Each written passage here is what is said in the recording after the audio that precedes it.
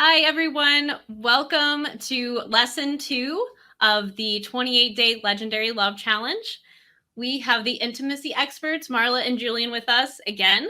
And I know all of you are so excited. We had such an amazing turnout last week. If you weren't with us last week, I'd like to just do a really quick overview, get you caught up. You can watch last week's lesson on the replay and also on our YouTube channel. But last week we talked about cultivating your sexy best friend bond. And that was so much fun. It was, and I'll try to summarize. Marla and Julian, they're the experts. But really what my takeaway was that it's really just about being really intentional with your time and your energy. We all have a finite amount of both.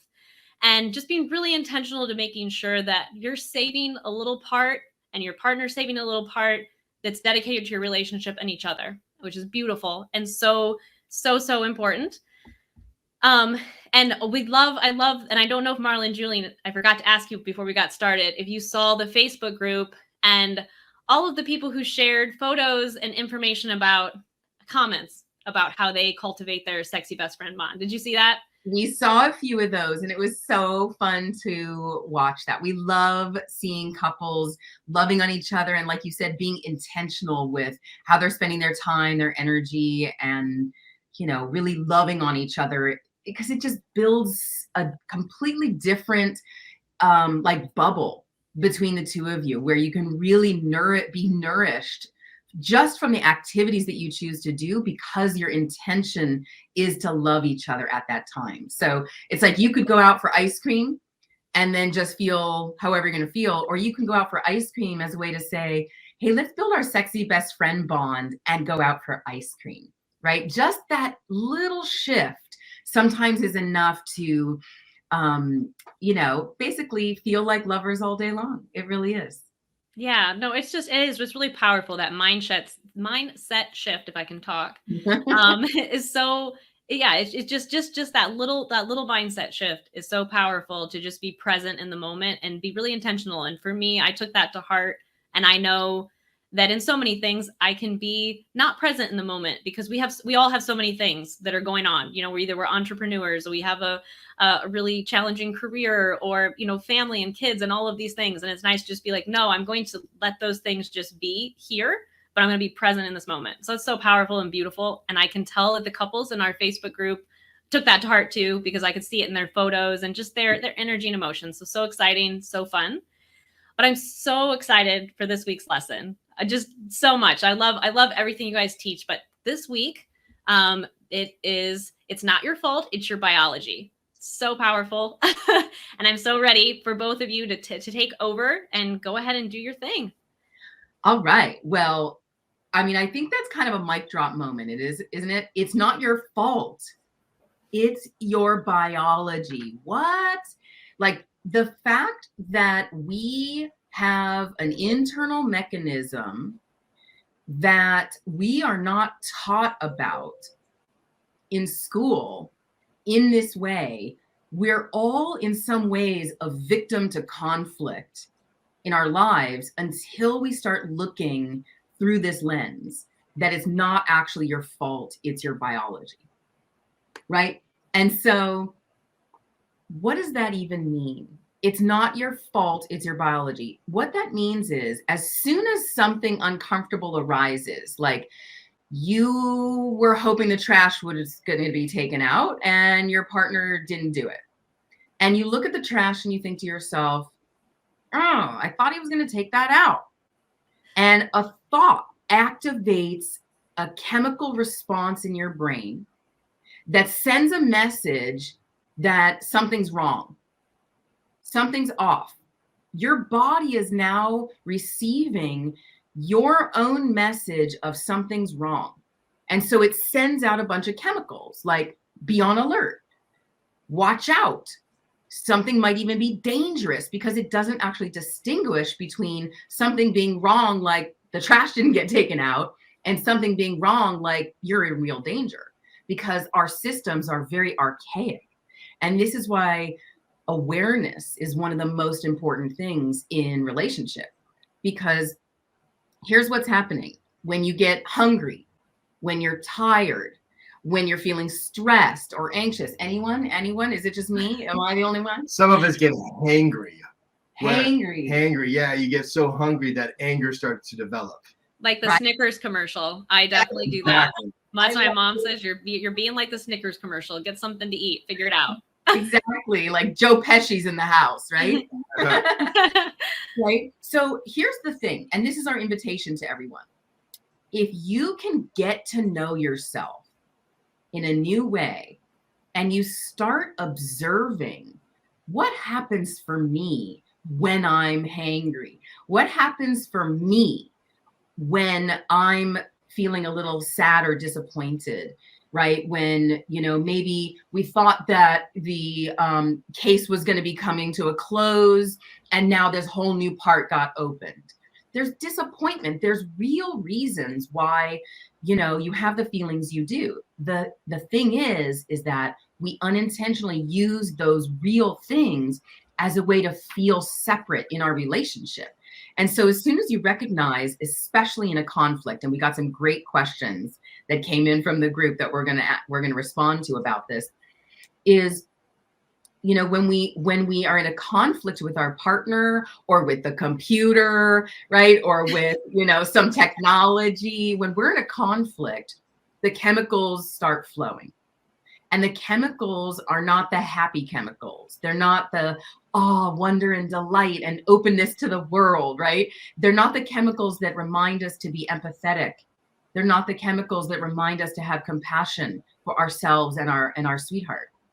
The chemicals are the ones that tell you there's an enemy and it's out there. It activates blame, judgment, negativity, and we see our partner biologically as a threat. And so we go into our old unconscious patterns of however we do conflict. And like how Julian learned to do conflict is different than how I learned to do conflict. Like I learned to do conflict where nobody actually says anything negative directly to the other person. You go over here and tell that person, and then somebody hears it behind the scenes, and we call that triangling, because you never actually hear directly from that person. It's all manipulation. It's really ugly. But to the other person's face, you're nice and sweet. And that's really dangerous, right? That's the people pleaser. That's the ugliness of that. I learned to hit it straight on, directly, right, go right for it. Like, let's talk about it right here, right now. I don't care who's around. Like, maybe I could have learned to be slightly more tactful with my, surrounding environment. But like, if push came to shove, it was more important to like get clean and clear with it right here and right now. And whoever is around will deal with it.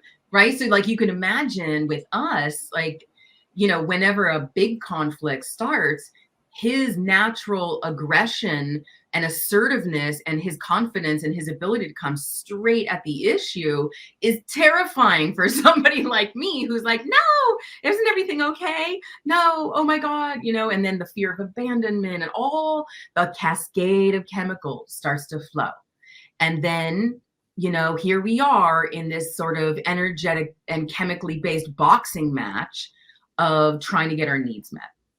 And so what do we do instead? Instead, we start to recognize our own patterns. We go inside, and there's 3 things to look for. Your thoughts, your thought patterns, because your thoughts create chemical drops, right? If all of a sudden you heard, hopefully this is not happening for anybody, but like you heard that, your best friend died or someone passed away, that thought, knowing that that just happened, would send chemicals into your body, right? And so you can see how that actually happens. Your thoughts actually create chemical drops. And your emotions, how you're feeling, if you're feeling tender, if you have hormonal issues going on, if you're feeling like really separate and not connected, or if you haven't had sex in a while and you're not feeling those pleasure hormones and chemicals going through your body, your emotions are going to be a little off. And also your physical body sensations. So sometimes when you get in a conflict, you get a little more tense, You know, some people actually, their fists kind of clench up so that, you know, they're kind of containing their energy. The jaw gets tight, the shoulders get tight, you know, the scowl comes on. There's physical things that happen. The heart rate increases, the breath gets held, right? And so if instead of focusing on the outward blame, the outward, it's you, you're the problem, we pause and remember, oh, it's not my fault that these things are happening. There are real things happening in the world, and I'm interpreting them through my thoughts, my emotions, and my body sensations. And if I can focus my energy inside first, then what does that do? It lowers the intensity of how much energy is going out, how much energy is going towards your partner. And you focus inside long enough just to observe it, not to even change anything, just noticing it. And you start to go, oh yeah, I guess when I'm hangry, I'm not so pleasant to be around. So when that starts to happen, or that's a really terrible time for me to try to be making an important decision. Yes, yes. Or having a really like important conversation, right? It's the time that all the negative thoughts arise of like, oh yeah, you also didn't do these 5 things. I'm going to talk about that right now while I'm hangry. Not the best idea. Not the best idea. How's this landing for you, Megan? No, I'm really interested in knowing if there's a way or what your process is to determine that you do the triangle, or that you're like direct, or I don't know how many different types of dealing with situations there are, but I'm just curious what mine is. And then I'm also trying to think of times.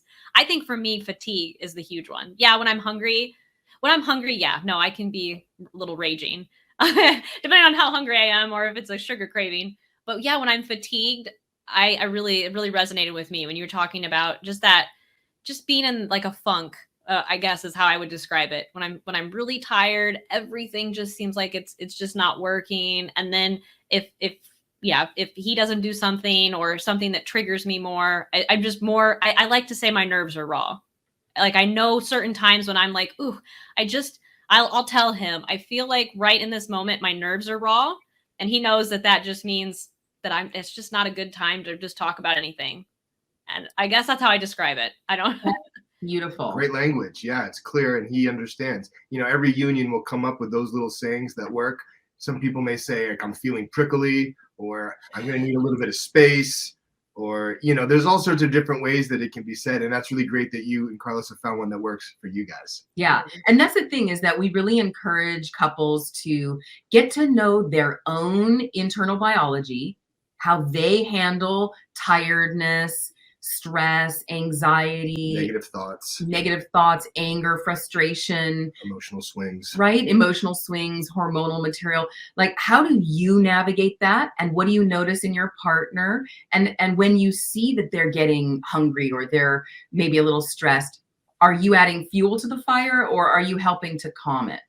And this is one of the greatest things about this new understanding, or deeper understanding, is that relationship is an opportunity for a deeper self-care experience and self-love experience. So if being hangry is something that happens for you, you know, making sure you always have snacks that are healthy, that you're not like, oh, I'm going to grab a donut now because I don't have the time to go do anything else, or I'm going to order food. I see you smiling. We've done it too. Don't worry about it. It's okay. It's an opportunity to now go, okay, moving forward, what do I really want to do? I don't want to bring hangry energy to my relationship. So I'm going to make sure I eat every 2 to 3 hours, at least a little something, so that instead of big spikes, I can have like rolling hills. It's an opportunity for self-love. And when you implement the sexy best friend bond, and you're like, it's me and Marla against the world, against everything, even if it's me and Marla against my own biology, like my own hunger, my own tiredness. It's like Marla and I against my biology, Marla and I against Marla's biology. Like, we are here to be in service of each other at all costs. I'm so glad you brought that in, babe, because, you know, I'm 50. Okay. So I'm fabulous. And fabulous. And I am going through hormonal changes. I'm going through, a time where hormones are a different kind of an animal. And so it's really been an incredible opportunity for both of us. Yeah, because I also have a 12-year-old daughter this month. She's turning 12 this month. And she's going through the opposite end Puberty. of puberty, of entering into, that bridge, going over the bridge of like childhood, adolescence, and like now into, young womanhood. And so, in this household, we got it happening on both ends of the spectrum. Yeah, so he's going on. Right, he's getting all of his lessons, like all in it's one. Nobody's fault. It's nobody's fault. It's just our biology. It's the biology. So when Zoe's her name, she's amazing. When she tells us, I need alone time, I want to be in my room and I don't want to be disturbed. Great. Thanks for letting us know. That's her version of my nerves are raw. That's her version, and then, we knock on the door and are like, hey, are you ready to come hang for a little bit? We've got something fun to do. And yeah, I'm ready now, so it's about rolling with what's actually happening. And the idea is, if you think about it like this, when you're joyous, when you're feeling loving and kind and even maybe mischievous, like in a good way, in a sexy way, your energy is buoyant. It's nothing can get you down. You're feeling amazing. And so no matter what your partner brings at you, towards you, with you, for you, you're going to receive it in a way that's easier for both of you. And so the idea is, when one or both of you feels depleted in any way, that's the time to be on hyper alert awareness of, is there something that I can do for me? Is there something you can do for you that's going to help us uplift our union, that's going to help us uplift our energy, either separately or together? And that's the real question, is how can we do this in union? How can we do this together? And even if you're not in the same location, to be able to actually say, hey, are you taking care of your physical needs? Because this is what happens.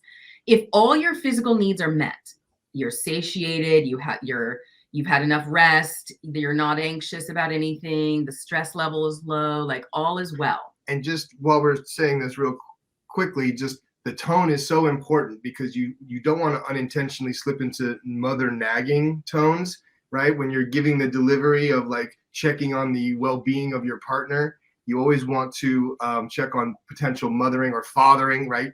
Because there's fathers out there that do the same sort of thing, checking in on the kids all the time. And so you want to make sure that you're checking in with that.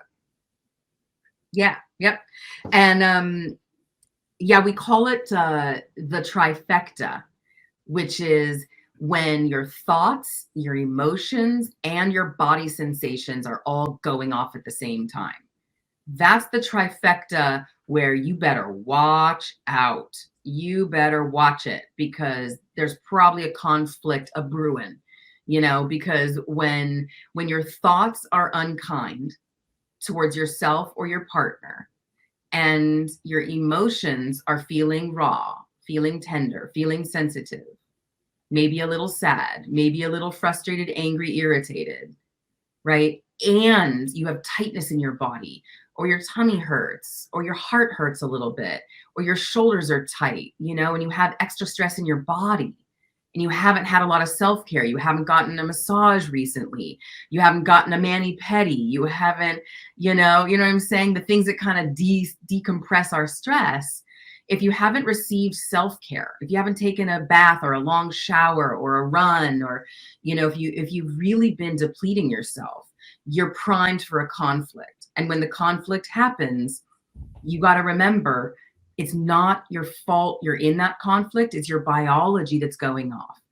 And then if your biology tells you and you become aware and you still go down that road, that's you now. Your biology gave you an opportunity to observe.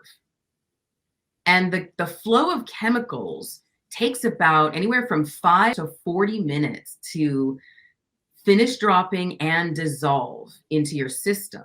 So just because, let's just say, I say or do something that upsets Julian. his chemicals are going to drop. And if I suddenly feel great and 5 minutes later I come to him and I say something, he might still be in a chemical flow, especially if he's been thinking like, God, that was kind of unkind of her to say. I feel a little sensitive. I don't even want to be around her right now. I'd rather be in my own space. He's going to have his own chemicals continuing to drop. Mine are still dropping. And now our chemicals are fighting. It's not even us. So taking space is actually super helpful. You just want to do it intentionally and for a time limit. You want to be able to say, hey, I need like 20 minutes by myself so that I'm going to intentionally go use this time to be calm. I'm going to observe my own inner world. I'm going to see if I can shift my negative thoughts into thoughts of, hold on a second, I love this person. I love this person.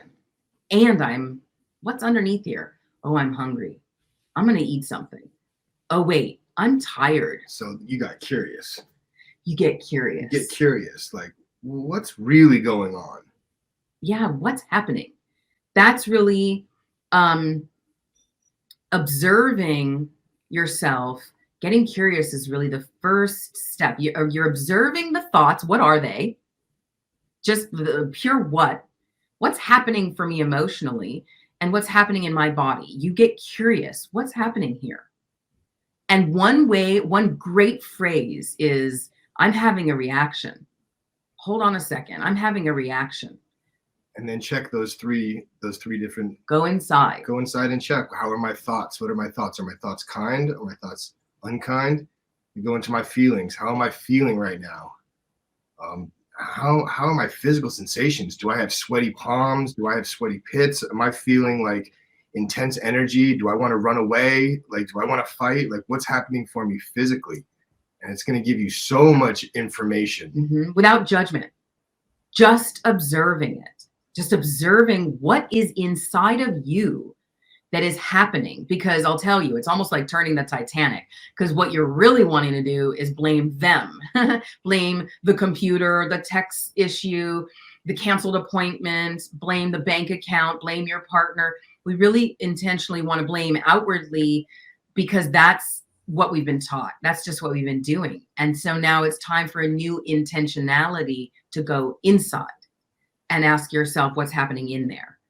I would love to go over one of these questions through this lens. Is that a good time? Yeah, that's fine. We can absolutely do that.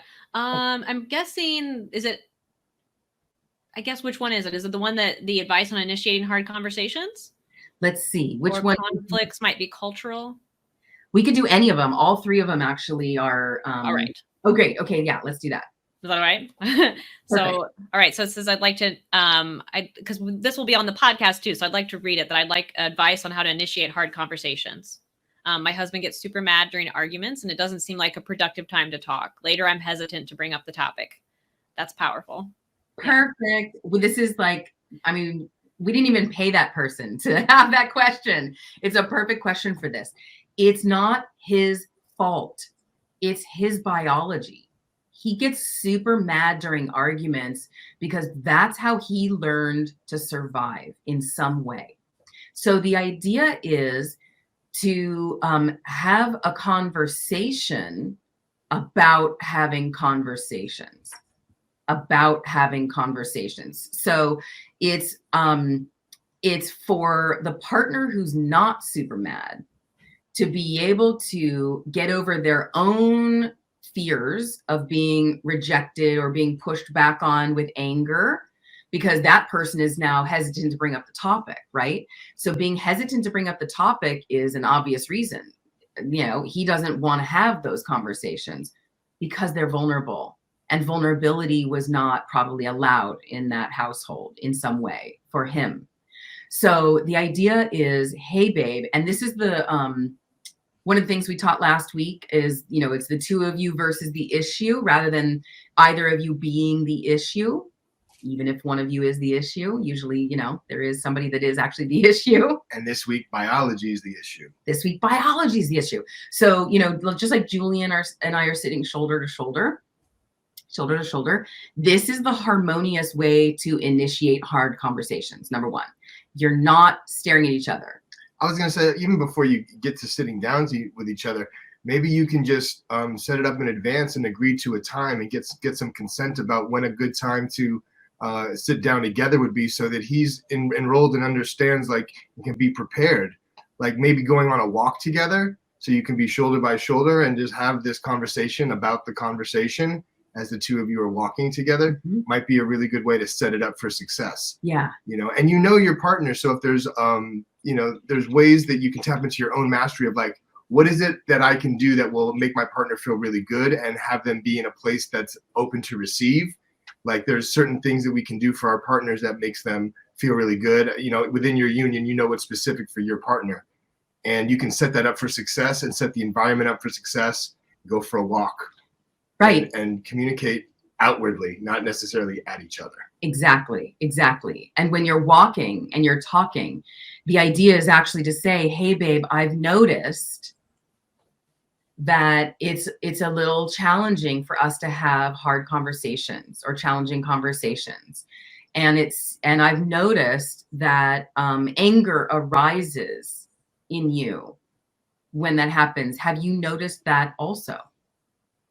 Well, yeah, I've noticed, right? So it's like, yeah. And then get curious. There's curiosity. Right. What happens for you, sweetheart? Because I love you. I'm in this. This is you and me. Like, I'm so in this, like I couldn't ever be out of it. I'm so in it. Like, I want to be able to have any conversation about anything with you. So for some reason, I don't know if it's me and the way I say it or how I'm approaching you.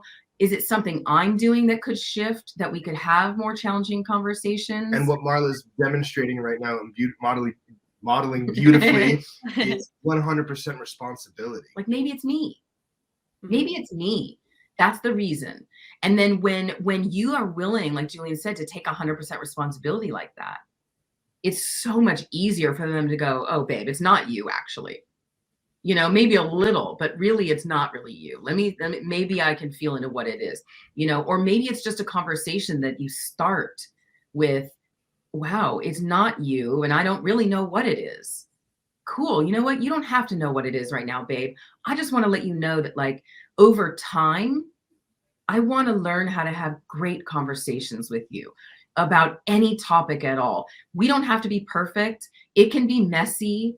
I love you. I'm in this. And, you know, we can pause. If you need a pause during an argument or during a conversation, I'm okay with that. Let's do it. Let's explore together. Yeah. Let's find out what works for us. And if you start getting hot under the collar, like, yeah, go for a walk by yourself and then come back and, you know, we'll pick up again tomorrow. We have a lifetime to do this together. Let's get better and better at it. Yeah, that's powerful. And I think, yeah, just with this question, it really resonates with me too. I think about the emotions that happen. For me personally, I don't know. I know I get mad too and can be angry. And I don't think Carlos, my husband, reacts to it the same way. I know when he gets angry, even if he tells me it has nothing to do with me, it's really powerful when you said how that chemical drop has already started. I usually, if somebody's angry or if I'm in a confrontational situation, I know that my physical manifestations are usually like breaking out in hives or feeling like I've like lost my breath or just feeling like my stomach will hurt. And it's just it's so annoying because even if you say it's not your fault, I'm like, oh, but I still feel gross. Do you know why that's happening? It's not your fault. It's your biology. It really is. And guess what? There's something called mirror neurons, like a mirror, like a reflection in the mirror. Mirror neurons. Have you heard of mirror neurons? No. Okay.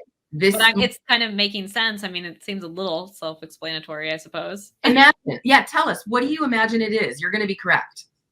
I mean, I just like when you said the mirror, the first thing I thought is just like whatever he's projecting, I'm like absorbing and reflecting back it's exactly what I just envisioned when you said that. Yeah. Yeah. There are literally a type of neuron in our brain that mirrors the emotion that's happening in the other person. So whatever anger means to you, that's what your chemical drop is going to be. It's not going to be the same quality of anger as in him. Just like with me and Julian, his quality of anger is not the same as my quality of anger. My quality of anger does two things. It's like total self-harm. Like I'm a jerk. I'm the one who like, I'm a horrible person. Like I'm a lot of self-harm and self-shame. And then when I feel that, and I know that's not actually true, then I get angry and then I get blamey. And then I go, it must be you. And so, because I don't like this feeling and it started from you. And so that combination is pretty ugly.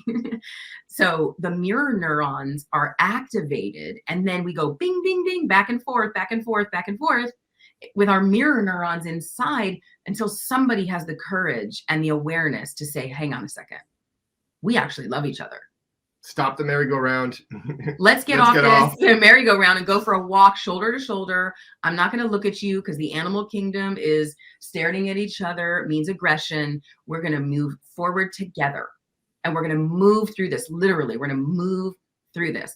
And then the mirror neurons are going to start picking up something else because a calm energy will start to come in. So mirror neurons are something, and anybody can research that a little bit. It's really fun to really see what happens there. And again, it's not your fault. It's your biology. And it's time to start loving our biology and stop hating it and using it against ourselves and our partner. Mm-hmm. Awesome. That's great. Do you want to do another question or did you? We do. Okay. All right. My partner and I are from different countries. Some of our conflicts might be cultural or they might be our personalities. I'm not sure. Does it even matter which one it is when trying to resolve it? Okay. We love this question. First of all, it's both. It's both. And that's beautiful. It is. That's the spice of life. That's what gives the natural dynamic tension that's necessary. If everything was all the same and, the same, we as humans need novelty. We need the new. We need the spice. We need something fresh and different and unique. And your opinion is that, and my opinion is this, and I pull here and you pull there, and oh, this is interesting. What do we got going here? And so it's absolutely a beautiful thing. And your question is you're trying to find a way through. Really. Right. And so for this couple and any couple who's dealing with this, where you're from different countries, you have different cultural backgrounds, you were literally raised in very different ways. The idea is to bring curiosity first. Bring a sense of wonder, meaning I wonder how my partner is thinking about this. What is their thought process?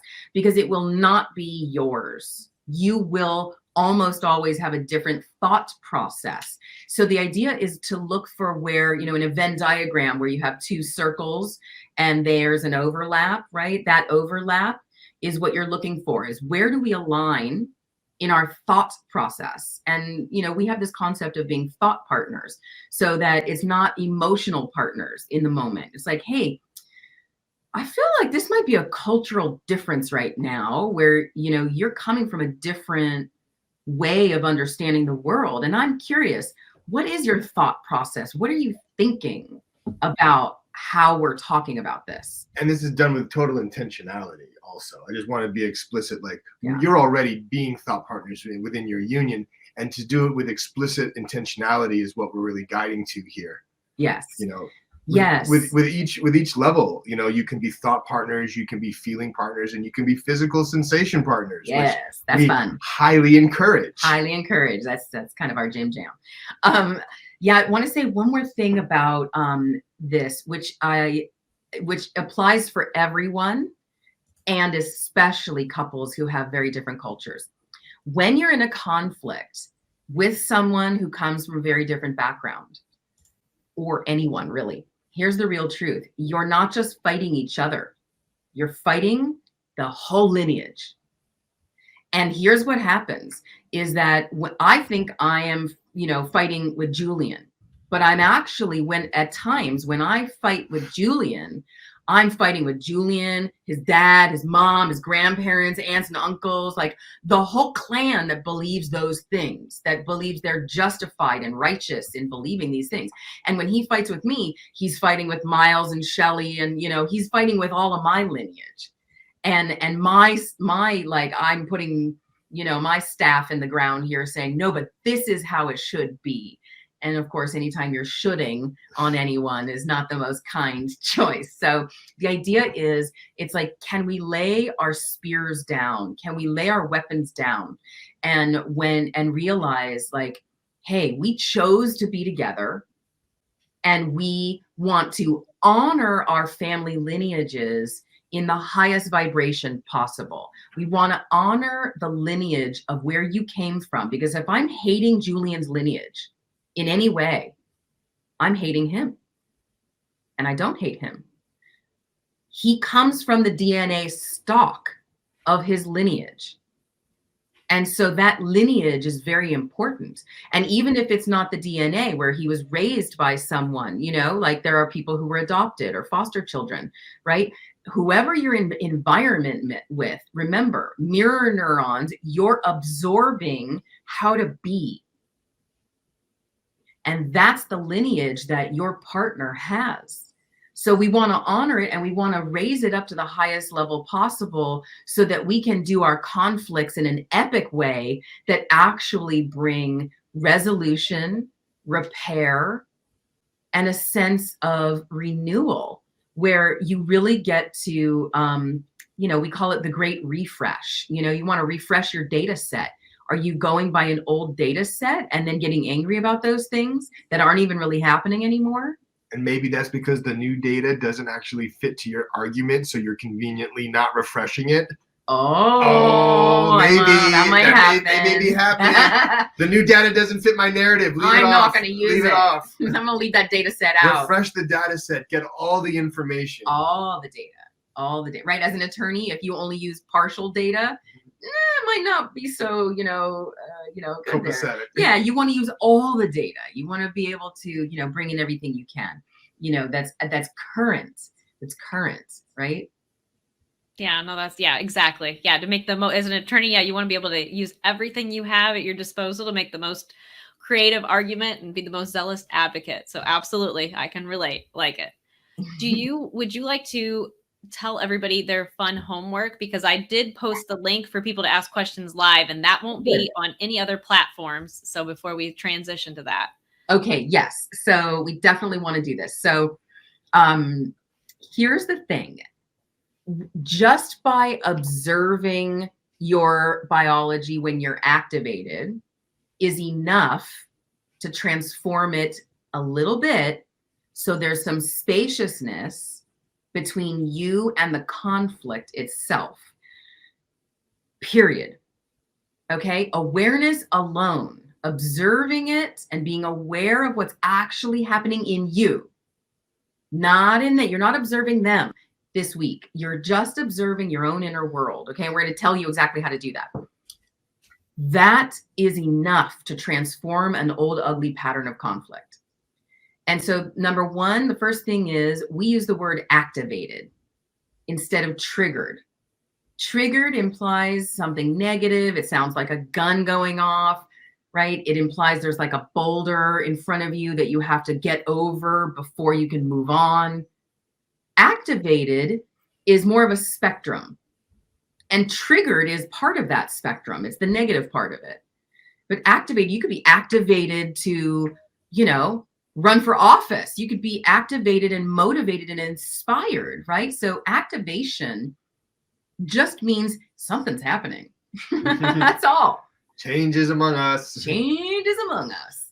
Okay. And so the first thing is to change your language. If you use the words, I'm triggered right now, we all know that means because of you. Right? Yeah, right? But if I say, hey, I'm really activated right now, hang on a second. I'm going to go inside me and I just need a few minutes. Hang on. I got to see what the heck is going on in there. I'm activated. He can actually be compassionate. He can have compassion for me instead of bracing for, the vitriol that's going to come right after that. Well, because I'm not bracing for the vitriol, I have the opportunity and the space to embrace her physically, which often is what she really wants anyway. Yes, having the courage to hug your prickly partner. Having the courage to hug your prickly partner. Very well said. So good. Okay, so the assignment, should you choose to accept it this week, is observe your biology when activated. And here's the idea. What if observation alone in this particular way could actually transform and enhance your conflicts for the better? You can actually enjoy your conflicts because it's not about getting along all the time. Conflicts are important. You want to make sure your needs are being met too. That's that dynamic tension. Okay. You want to get into that. So, and if you think about it logically, the truth is your attention is fully on your conflict and your argument. It's all going outward. So if you can put your attention, even a part of it, inside, then whatever's going outside lessens. It'll diminish naturally, right? If all of your attention's like, you ... Wait, hold on a second. I must be activated. I'm going to go inside. I'm going to start listening to my own thoughts before they fly out of my mouth. I'm going to listen first. And I'm actually going to ask myself, is this a thought that actually I want to say out loud? I'm just going to observe, just listen. And also listen as it flies out your mouth. Ooh, that's what I just said. That wasn't very kind. That's okay. Observe it, okay? You're going to start to notice that there's some common themes. There's some conflicts from the past. There's some memories that arise. I've got a lot of negativity in there. It's not all about him. Okay, did you want to add something? I'm just saying those revolving conflicts that just show up again and again. Right. Rather than the resolving ones that you move through together. Yeah. And so the idea is to remember, look, you're in a chemical reaction right now. All chemical reactions will come to a close at some point. Okay, because nobody's angry all the time. Nobody's happy all the time. They're all human emotions that are fleeting. They come and they go. Observe them, okay? Observe your joy too, because that's not going to stay around forever either, okay? So the idea is not about being happy all the time. The idea is to be fully expressed. So how do you observe? First, and we started going through this a little bit, the idea is to practice taking 100% responsibility for everything that's happening inside of you. Observe. Say that again. Say that again. Yeah, let's say it one more time. That's like it's kind of a big one. That's the linchpin right there. It is, because it's like, I don't want to. I want to blame. I want to blame. That's okay. The idea is to take 100% responsibility. Right. It's not perfection. Messy middle encouraged. Yes. Start by taking 3% responsibility. Start by taking 5%, 10%. Start to notice how actually the conflict is at least partially yours. And at some point, you're going to actually start to realize 100% of it is yours, because they cannot be in a conflict with you if you're not conflictable. Ha! Yeah. Totally just made up that word. I'm pretty sure it's not accurate. No. However, I think everybody knows what I mean. So observing inside, observe your biology without reacting to it, okay? Or making it worse. And so if you can observe, you're going to want to get curious about your thoughts. What are my thoughts? What are my emotions? What are my physical sensations doing? Oh, I'm sweating under my armpits. Oh, my jaw is really tight. Oh, I'm holding my breath. You know, what's happening? I'm gripping. I'm bracing. I'm waiting for this to be over. You know, what's happening in here? Where am I feeling something in my body? And if you find yourself thinking, well, I'm angry with him because of this, I'm angry with her because of that, do your best to go back inside and focus on what's happening in your body. Like, for example, where do you feel the anger? Where are you feeling it in your body? A lot of people feel it in their throat, in their back. They feel it in their arms, in their belly, their chest. Okay, where is it happening? Is there pressure? What sensations do you feel? Is there heat, tension, nausea, butterflies in the stomach? Like, what's happening in you? And then the next step, if you really want to experience the freedom in your conflicts that's possible, take notes. Keep a private note just for you in your phone and write the date and take notes. Oh, I felt this. These were the thoughts. They're all ugly. And here are the exact thoughts I thought.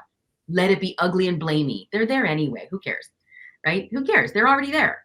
You know, he's such a jerk. If he really loved me, he would have already known that I wanted ...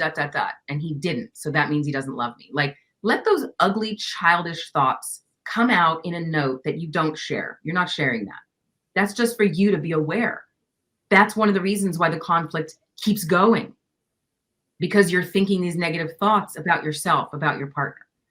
And then the last stage of this is about self-soothing. It's about kindness towards yourself. And the idea is you can use any calming method. There's so many out there, breath work, self-soothing techniques that are healthy, hand on your heart, a hand on your belly, taking a few breaths. Sometimes that's enough. Closing your eyes, even closing your ears, just like saying a sound, listening to music instead, really having a chance to go inside and say, I love you, me. I love you. You are worthy of love. You are worthy of kindness. And really, it's a conflict is an opportunity for you to practice self-love and self-kindness. So the idea is make the commitment this week.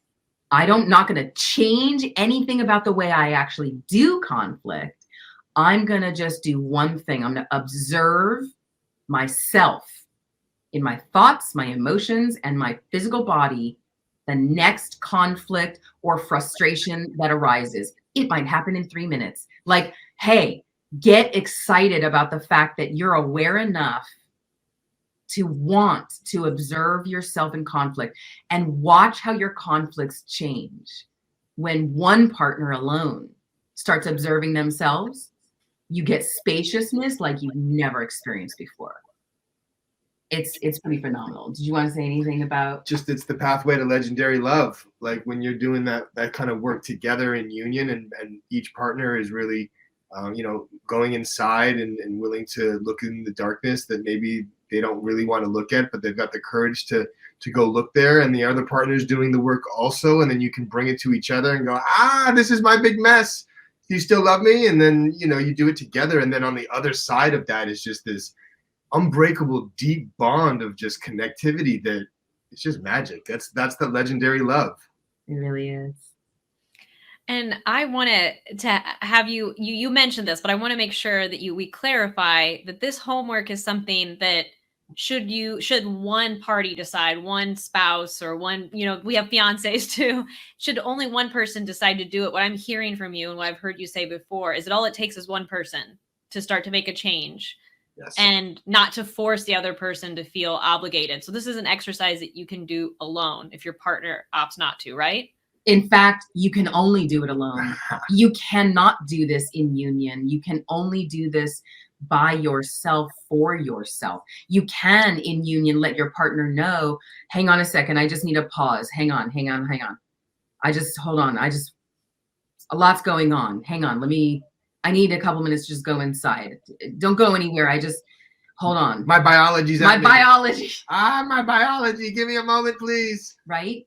And so it's actually a self-love practice to get curious enough about what's actually happening inside of you. And this is pretty much everything we teach is something you can do by yourself first and then bring to your union. And this is one of the things I love about all of our work in the world is that it's really for you on your own journey in partnership. It's for you. All of these techniques are for you. The sexy best friend bond, you get to develop it. You get to feel sexy. You get to initiate like, hey, want to go for ice cream and develop our sexy best friend bond a little more, right? Yes. Yeah. Yes. I feel like I might be down for some ice cream. More sexy best friend bond. Right? And so you just keep bringing these ideas to your union. We've got more next week also, which we're very excited about. But this piece, it's not your fault. It is your biology. And then what we do with the biology is something that we have control over. So when the biology starts getting activated, we think that we have nothing to do about it. We can't do anything about it. We try to use all of our logic and and it just doesn't work. We have to understand first, my biology is literally telling me my partner is a threat and I need to be defensive or aggressive. And this is also part of our lineage patterns. Like, did you learn to fight? Did you learn to flight or freeze? Fight, flight, or freeze? Did you learn to fight in a conflict? Did you learn to flight, meaning leave or abandon yourself or your partner, or literally walk out or ghost or take a break, or go inside and pretend like you're paying attention, but you're not really? Or did you learn to freeze, meaning you feel paralyzed? You feel like no words can come out when I'm in a conflict. What happens? You see, what did you learn in conflict? That's what's going to come out in your biology. Oh, No, I love this. And I love that just that it's really is something that I always like to say that we work autonomously together in terms of here at the office. That's what I say for our team culturally, but it also is applicable to anything in life, in your relationship. And that's what I'm hearing. What you teach is that you have to do that self-love, that independent work. And that can just like little shifts can have a huge impact on helping you to have, like you said, a legendary love. So I love it.